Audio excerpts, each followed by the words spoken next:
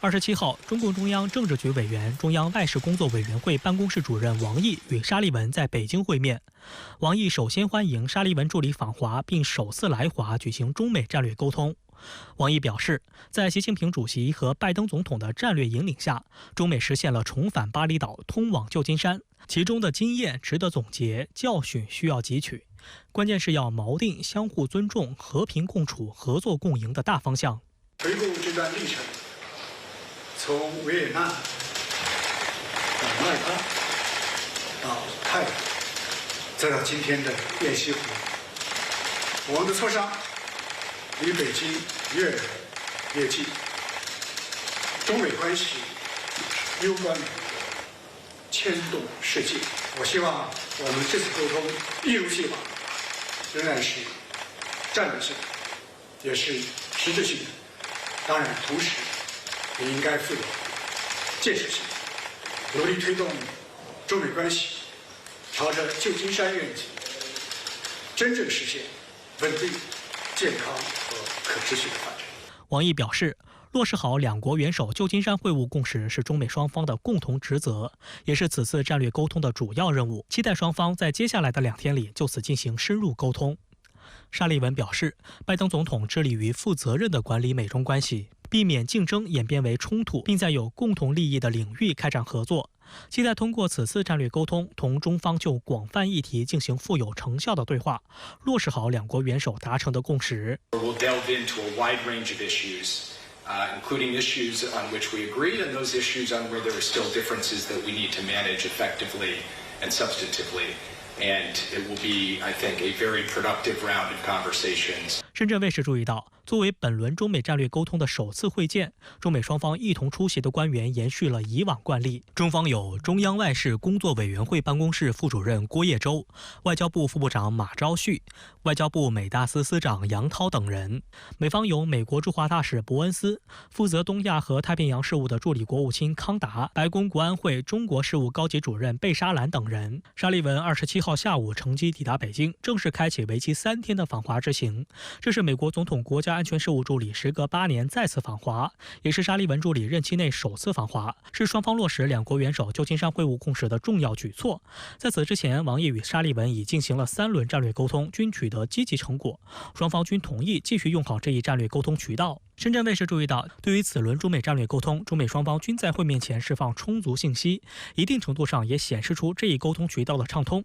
25号，中国外交部美大司负责人向媒体吹风时表示，王毅将同沙利文就中美关系敏感问题以及重大国际和地区热点问题深入交换意见，中方将重点就台湾问题、发展权利以及中方战略安全等表达严重关切，阐明严正立场，提出严肃要求。而美方官员也透露，每次两人会面通常会花10到12个小时进行讨论，预计在北京的会谈也将采取同样的形式。有观察指，自去年中美元首旧金山会晤之后，双方外交、财经、执法、气面团队以及两军保持沟通，两国人民往来也在增加。但同时，美国继续对华遏制打压，中方予以坚决反制，中美关系仍处在止跌企稳的关键关口。金融时报近日在报道中形容，中美战略沟通渠道就像一个减震器，美国当前深陷与中国竞争的思维之中，这一减震器有助于降低两国之间误判的风险。而环球时报的社评则指出，中方邀请沙利文访华，体现了对中美关系负责任和建设性的态度。能不能让中美关系止跌企稳，关键在于能否树立正确的战略认知。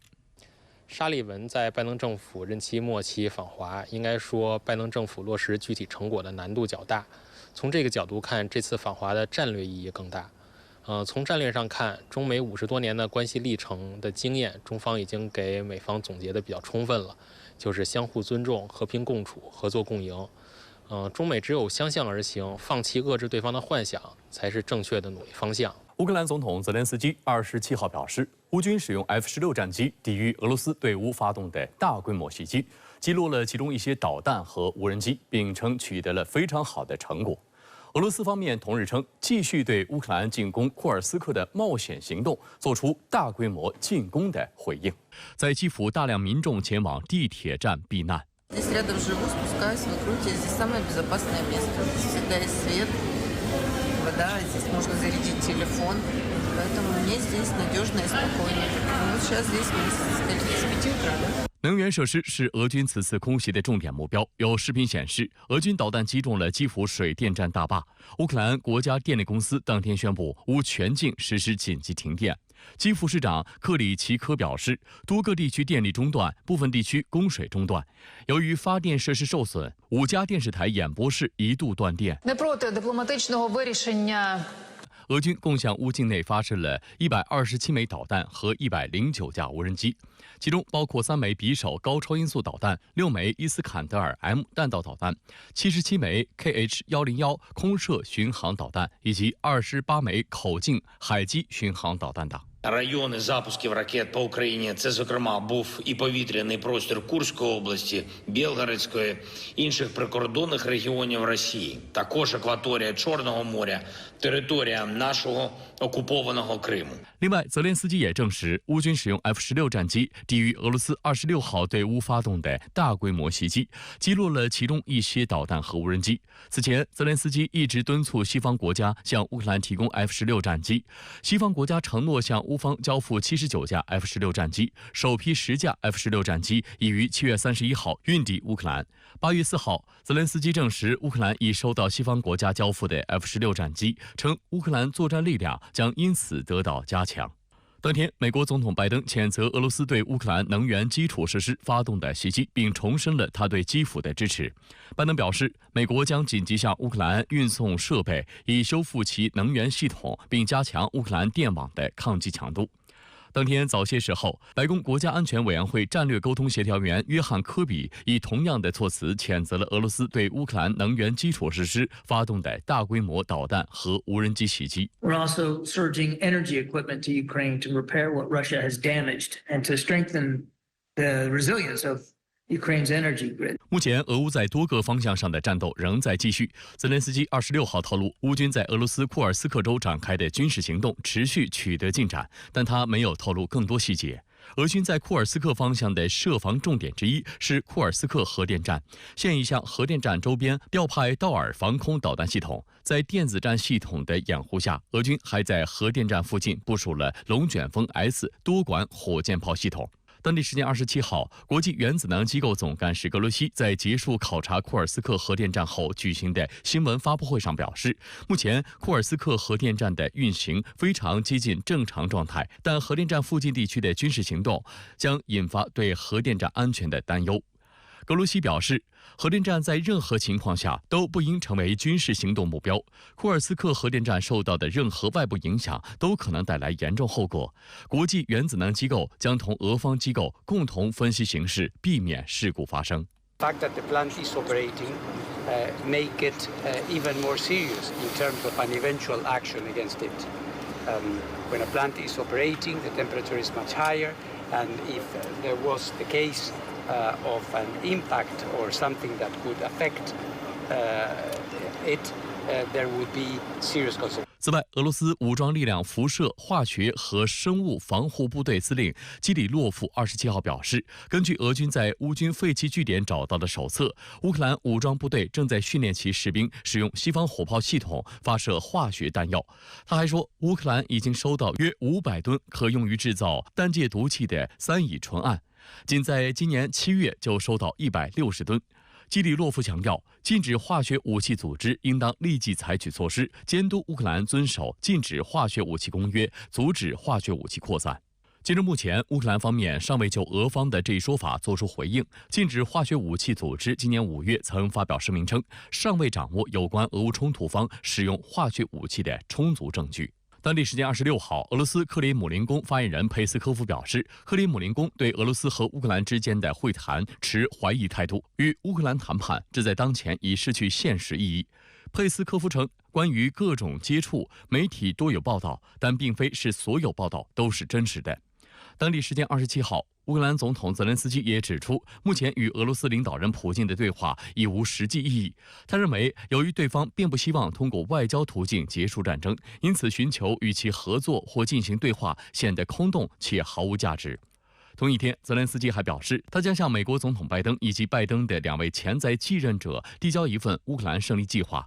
泽连斯基称，这个计划的主要目的是迫使俄罗斯结束战争。泽连斯基希望9月份前往美国参加在纽约举行的联合国大会，并准备会见拜登，并向其递交该计划。此前，泽连斯基表示，乌克兰不准备用领土妥协来进行任何谈判。他坚称，俄罗斯希望在战争解决方案中向乌克兰强加条件，而基辅认为这是不可接受的。俄罗斯总统普京今年6月表示，与乌克兰进行谈判的前提条件是乌军从顿涅茨克、卢甘斯克、赫尔松和扎波罗热这4个地区全面撤军。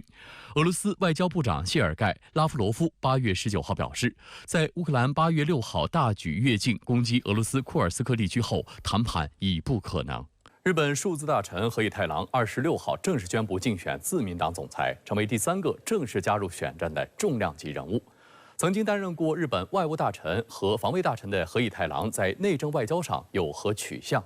截至目前，已有11人表示有意向参选自民党总裁。外界形容此次选举将会是一场大混战，这一局面将带来哪些影响呢？河野太郎です。自由民主党の総裁選挙に出馬いたします。这是河野太郎第3次在党总裁选举中发起挑战。他在记者会上表示，当前要务是恢复民众对政治的信赖，并对自民党此前的黑金丑闻作出回应。承诺若当选，将要求没有正确回报政治现金的国会议员交还相对应的金额。国民の皆様から信頼を回復してまいりたいというふうに思っております。政治への信頼があってこそ、自民党がこれから遂行せねばならない政策を一つ一つ国民の皆様のご理解をいただいて進めていくことができる。その基本となるのが政治への信頼回復だと思っております。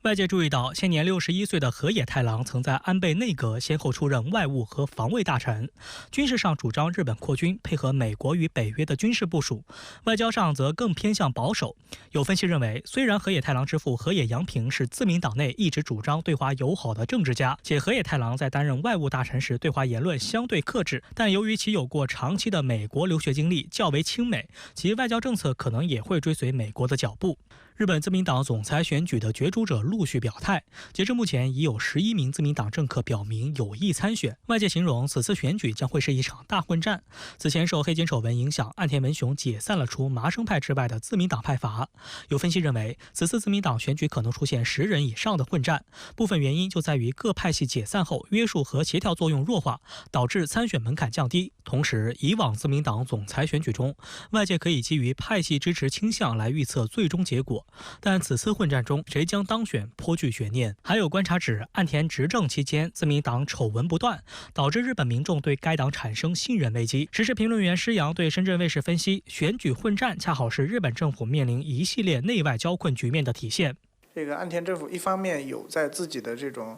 政党的党务，包括这个政治问题上啊，这个频频失分，同时呢，在这个国内施政上啊又没有什么得分点。然后日本的这个经济情况目前受到这个全球经济不景气的影响，包括日元汇率的问题，其实问题重重。日本的这种政党大乱斗，其实也反映了一方面。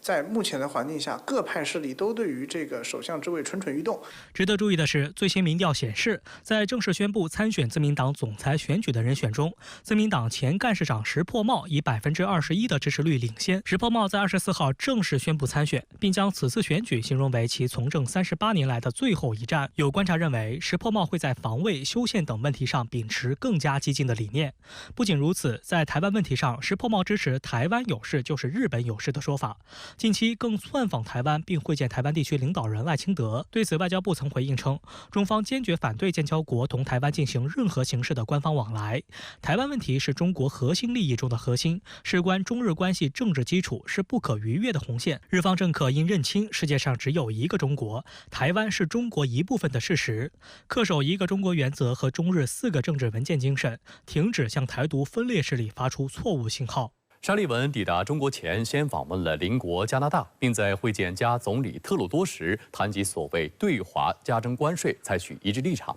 随后，加拿大政府发布公告称，将对自华进口的电动汽车采取征收100%的关税等限制措施。对此，中国商务部、外交部、中国驻加拿大使馆均严正回应，指出加方此举罔顾事实和世贸组织规则，是典型的保护主义做法，将破坏中加正常经贸合作。中方对此强烈不满，坚决反对。We will be introducing a 100% tariff on Chinese-made electric vehicles and a 25% tariff on Chinese steel and aluminum. 当地时间8月26号，加拿大总理特鲁多宣布，加拿大将对从中国进口的电动汽车、钢铝产品采取加征关税等限制措施。其中，涉钢铝关税将在2周后生效，涉电动汽车关税将于10月1号起生效，范围涵盖所有中国的电动汽车，包括乘用车、卡车、公共汽车和货车。就在1个月前，加拿大曾就中国电动汽车及相关产品展开了为期30天的公开咨询，但遗憾的是，渥太华最终决定与美国和欧盟保持一致。中国商务部新闻发言人27号严正回应称，加方罔顾事实和世贸组织规则，无视中方多次严正交涉，不顾多方反对和劝阻，一意孤行。中方多次强调，中国电动汽车等产业发展基于自身比较优势，是开放竞争的结果。中国电动汽车受到包括加拿大消费者在内的全球用户欢迎，也为全球应对气候变化和绿色转型做出巨大贡献。外交部发言人林健同日也在例行记者会上强调，加方此举违背历史潮流，是典型的保护主义做法，不仅破坏了中加的经贸关系，损害了加企业和消费者的利益，也无助于加绿色转型的进程和全球应对气候变化的努力。补贴补不出产业竞争力，保护主义保护的是落后，失去的是未来。中方敦促加方尊重客观事实，遵守世贸组织规则，立即纠正错误的做法，不要将经贸问题政治化。中方将采取一切必要措施，坚定维护中国企业的正当权益。中国驻加拿大使馆发言人在回应此事时也指出，加方此举与其自诩全球自由贸易和应对气候变化的倡导者的立场不符。观察指，加方此次对华设置贸易壁垒，是美西方在新能源变革中落后的情况下，难以遏制国内保护主义政策，导致政策动作变形的结果。深圳卫视注意到，加拿大财政部此前的公开咨询是以保护加拿大的汽车工人和不断增长的电动汽车产业免受所谓不公平贸易行为的影响为借口。根据加方数据，加拿大汽车行业每年生产超过150万辆汽车，每21秒生产一辆。该行业支持近55万个直接和间接就业岗位。2023年为加拿大的国内生产总值贡献180亿美元，约合人民币1282亿元，是加拿大最大的出口行业之一。尽管目前来看，电动汽车在加拿大整体汽车产业中占比并不大，但该国试图将自身定位为全球电动车供应链的重要组成部分。此前已签署价值数十亿美元的协议，